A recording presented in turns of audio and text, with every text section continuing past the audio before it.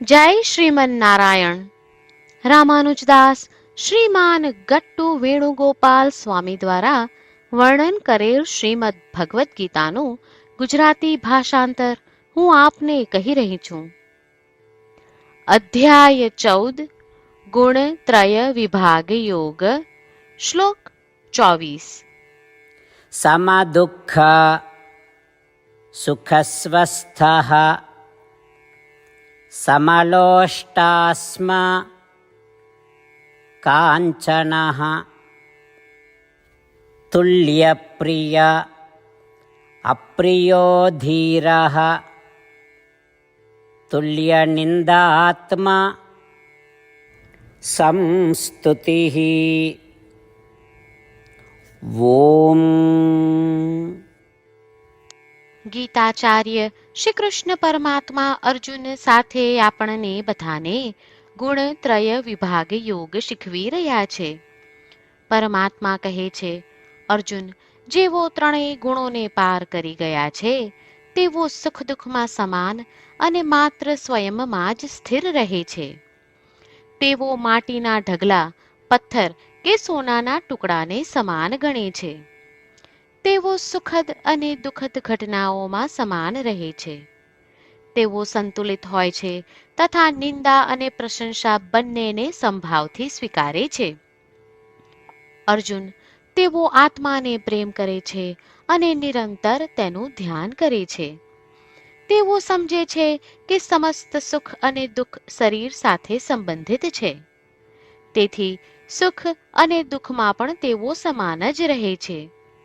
આ ઉપરાંત આત્મા સિવાય જે કંઈ પણ છે, પછી તે સોનું હોય, માટી હોય કે પથ્થર હોય, તે બધાને તેઓ સમદ્રષ્ટિએ જુએ છે.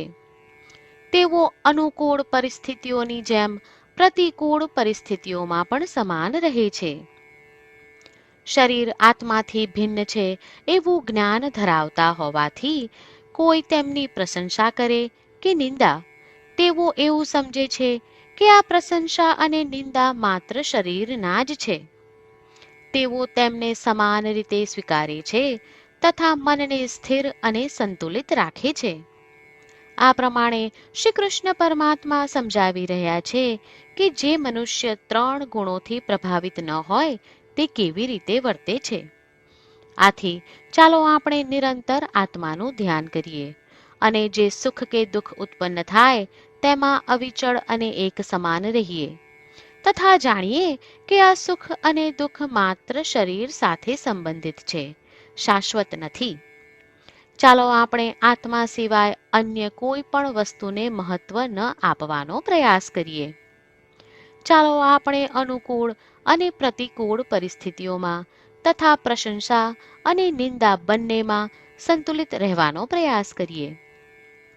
આ ઉપરાંત રજોગુણ અને તમોગુણને નિયંત્રિત કરી સત્વગુણનો વિકાસ કરવા અને ત્રણેય ગુણોના બંધન કરતા પ્રભાવથી સ્વયંને મુક્ત કરવા માટે ચાલો આપણે સમગ્ર પ્રવૃત્તિઓ શ્રી કૃષ્ણ પરમાત્માની સેવા સ્વરૂપે અને શ્રીમન નારાયણના સાધન સ્વરૂપે કરીએ.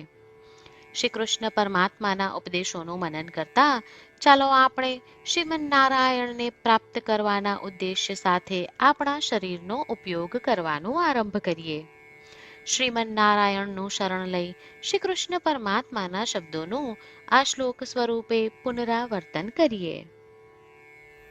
સમદુઃખ સુખસ્વસ્થઃ સમલોષ્ટાસ્મ કાંચનઃ તુલ્યપ્રિયા પ્રિયો ધીરઃ તુલ્યનિંદાત્મ સંસ્તુતિઃ. શ્રી કૃષ્ણ પરમાત્માએ આખી ભગવદ્ ગીતાનો સાર અધ્યાય 18ના શ્લોક 65 થી 70માં 8 ઉપદેશ દ્વારા કહ્યો છે. શ્રી કૃષ્ણ કહે છે, જે મારા આ 8 ઉપદેશ અનુસરે છે તે મને પ્રિય છે. એ સર્વે ભક્તોનું હું બધી જ રીતે રક્ષણ કરીશ. શ્રી કૃષ્ણ પરમાત્મા પાસેથી આખી ભગવદ્ ગીતા સાંભળ્યા પછી અર્જુન કહે છે, કરિષ્યે વચનમ તવ, એટલે કૃષ્ણ, હું તમારી આજ્ઞાનું પાલન કરીશ, તમે કહો છો એમ કરીશ. અને આથી જ શ્રી કૃષ્ણએ દરેક પ્રકારના યશ અને વિજય અર્જુનને આપ્યા છે. તો ચાલો આપણે પણ પરમાત્માને 8 વાતો પાળવાનું વચન આપીએ. પરમાત્માને આપેલા વચનથી મોટી કોઈ પૂજા, તપ કે યજ્ઞ નથી. 8 પ્રતિજ્ઞાઓ જે આપણે લેવી જોઈએ તે હું હવે કહું છું. આપ સૌ પણ એનો મન અને હૃદયથી વિચાર કરો. આ રીતે શ્રી કૃષ્ણને વચન આપતી વખતે આપણે સૌ શ્રી કૃષ્ણની હસતી મુખમુદ્રાનો મનમાં વિચાર કરીએ અને પરમ આનંદનો અનુભવ કરીએ. જય શ્રીમન્નારાયણ. આપણા 8 વચનો આ પ્રમાણે છે.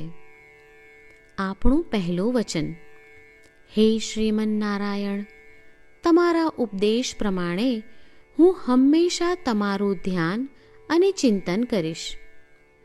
આપણું બીજું વચન: હે શ્રીમન્નારાયણ, તમે કહ્યું છે તેમ હું સદાય તમારી ભક્ત રહીશ. આપણું ત્રીજું વચન: હે શ્રીમન્નારાયણ, હું મારા કર્મો તમને સંતોષ થાય તેમ અને તમારી સેવા માટે કરીશ. આપણું ચોથું વચન: હે શ્રીમન્નારાયણ, તમે અનુસરવા કહ્યું છે તેમ મને પૂર્ણ શ્રદ્ધા છે કે હું તમારી છું. હું સદાય મારા હાથ જોડી તમને નમસ્કાર કરીશ, તમારી ભક્તિ કરીશ. આપણું પાંચમું વચન: હે શ્રીમન્નારાયણ, હું તમારા શબ્દો યાદ કરું છું. મામેકમ શરણમ વ્રજ, તમે તમારી શરણમાં આવવા કહ્યું છે. શ્રીમન્નારાયણ, હું માત્ર તમારા જ શરણમાં છું. આપણું છઠ્ઠું વચન: હે શ્રીમન્નારાયણ, આપે કહ્યું છે મા શુચ, તમે અમને આશ્વાસન આપી શોક ન કરવા માટે કહ્યું છે. તો હું દુઃખી નહીં થાઉં, શોક નહીં કરું. આપણું સાતમું વચન: હે શ્રીમન્નારાયણ, અમારા કલ્યાણ અર્થે આપે શ્રીમદ્ ભગવદ્ ગીતા રૂપી આશીર્વાદ આપી અમારા સૌ પર કૃપા કરી છે. તો હું દરરોજ ઓછામાં ઓછો 1 શ્લોક વાંચીશ અથવા સાંભળીશ એવો સંકલ્પ લઉં છું. આપણું આઠમું વચન: હે શ્રીમન્નારાયણ, હું ગીતાના દૈવી શબ્દો એ ભક્તો સુધી પહોંચાડવાનો પ્રયત્ન કરીશ જેઓ ગીતાથી અજાણ છે. હે શ્રીમન્નારાયણ, તમે કહ્યું છે તેમ કરીશ, તમે કહ્યું છે એમ વર્તીશ અને તમારા માટે જ કર્મ કરીશ. શ્રીમન્નારાયણને આપેલું વચન કે દરરોજ તમે કહ્યું છે એમ કરીશું એ જ એક મહાન પૂજા છે. તો ચાલો આપણે સૌ દ્રઢ શ્રદ્ધા સાથે પ્રભુ પાસે એક સંકલ્પ લઈએ. શ્રીમન્નારાયણ, કરીશ્યે વચનમ તવ. શ્રીમન્નારાયણ, હું તમારી આજ્ઞાનું પાલન કરીશ. સર્વમ શ્રી કૃષ્ણાર્પણમસ્તુ. જય શ્રીમન્નારાયણ. સમદુઃખ સુખસ્વસ્થઃ સમલોષ્ટાસ્મ કાંચનઃ તુલ્યપ્રિય અપ્રિયો ધીરઃ તુલ્યનિંદાત્મા સંસ્તુતિઃ. ઓમ સમદુઃખસુખસ્વસ્થઃ સમલોષ્ટાસ્મકાંચનઃ તુલ્યપ્રિયાપ્રિયો ધીરઃ તુલ્યનિંદાત્મસંસ્તુતિઃ. જય શ્રીમન્નારાયણ. તમામ ભક્તોને ખાસ વિનંતી: આપણા જીવનની દરેક બાબતોમાં આપણે તાત્કાલિક અને અસરકારક પરિણામો ઈચ્છીએ છીએ. આ પ્રાપ્ત કરવા માટે ચાલો દરરોજ 1 મિનિટ ફાળવીએ અને નારાયણાસ્ત્રમ વાંચીએ. નારાયણાસ્ત્રમ મેળવવા માટે તેની વેબસાઇટ જે www.narayanaastram.org છે તેના પર જાઓ. અને રજિસ્ટ્રેશનમાં તમારું નામ અને ઈમેલ આપો.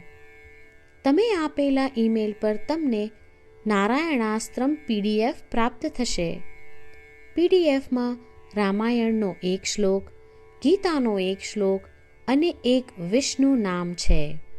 આ 3ને નારાયણાસ્ત્રમ કહેવામાં આવે છે. દરેક વ્યક્તિને આ શ્લોકોનું અલગ અલગ સંયોજન પ્રાપ્ત થાય છે.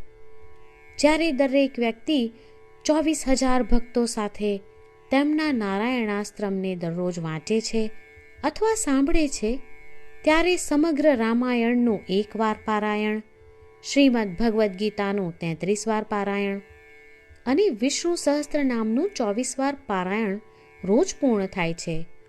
આ એક અદ્ભુત અને અસાધારણ પરિણામ છે.